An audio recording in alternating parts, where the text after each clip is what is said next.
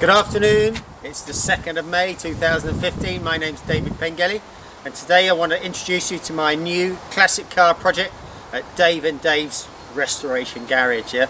That is my friend Dave, who's going to come round. He is the big gun. Yeah? He can weld, he can do electrics, and I just do the little jobs in between. And between us, we've got a new project, and I'm going to introduce it to you today. So have a look at this.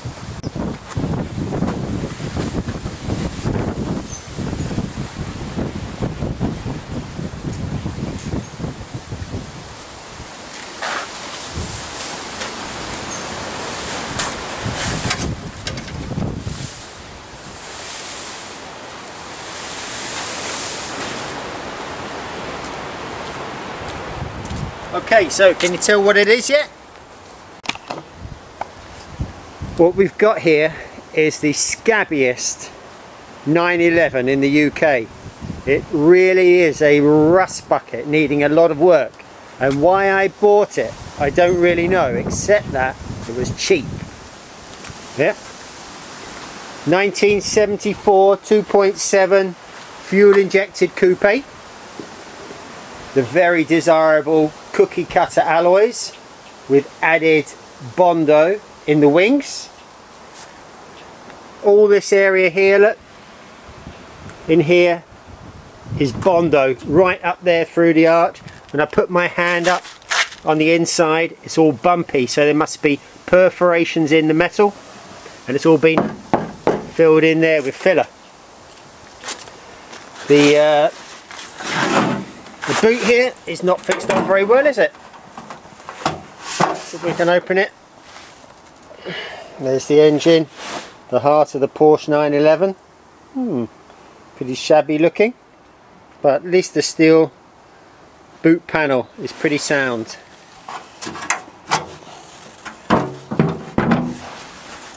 Okay, now at the front, I know what you're thinking. It's got the earlier long bonnet wings on the car, but I must admit that I bought these second hand on a well-known auction website. I didn't pay much for them, along with this glass fibre very cheap bonnet, and I've spent today just putting them on with one bolt to see what it's going to look like, because my plan is to do a Backdate special on a budget, and I don't want to waste any time. I want to get it done fast, and I want to get it out there and drive it. Here on the other side, the arch here is much better, but the rear quarter here is all full of filler. So it's got a few issues, a few challenges, but again, up here the main bodywork is pretty sound. It's all steel, of course. You can see it's seen some sunshine. It's a left-hand drive American car to start with.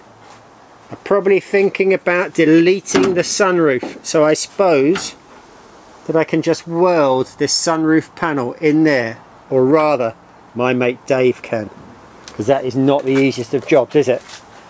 Look how this glass fibre bonnet is sitting a good 15mm proud of the surrounding bodywork there. I can get my fingers in there. It's not possible to adjust that down. So for those of you thinking of glass fibre bonnets for your Backdate projects, I want to show you something. This bonnet, if I measure it from there to there, between my fingers, is the best part of 40mm at its widest point. A steel bonnet is just over an inch, so 25 to 30mm there, and that is what makes this corner stick up a centimetre when it's down. It is not possible to adjust this hinge any further. I've got it at its farthest extent, so that bonnet will never fit properly on this car.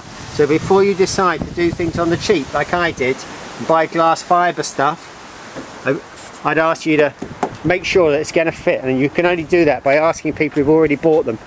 So apart from that, it looked a nice panel. I must admit, I bought it second hand off a guy on the cheap, and now I know why he was selling it.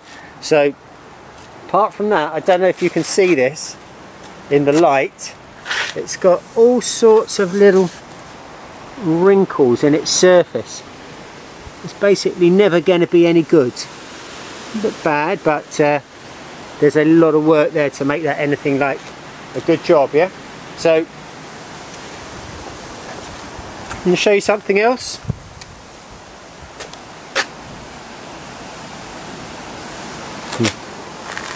It's got some nice vinyl seats in it, hasn't it? Some old bits of carpet in the back.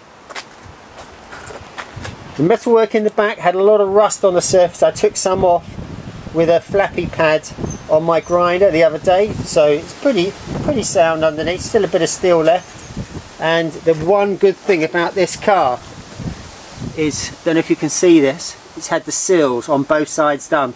So someone has gone to the trouble of welding in some sills there, and the vendor told me that was done 10 years ago and he never got it back on the road. And if you look inside the wheel arches, you can see also those A-post shut panels have been done. So that's good news for me, isn't it? The sills and the basic structure, the floors, look pretty sound. So that's going to get me through this job a bit quicker.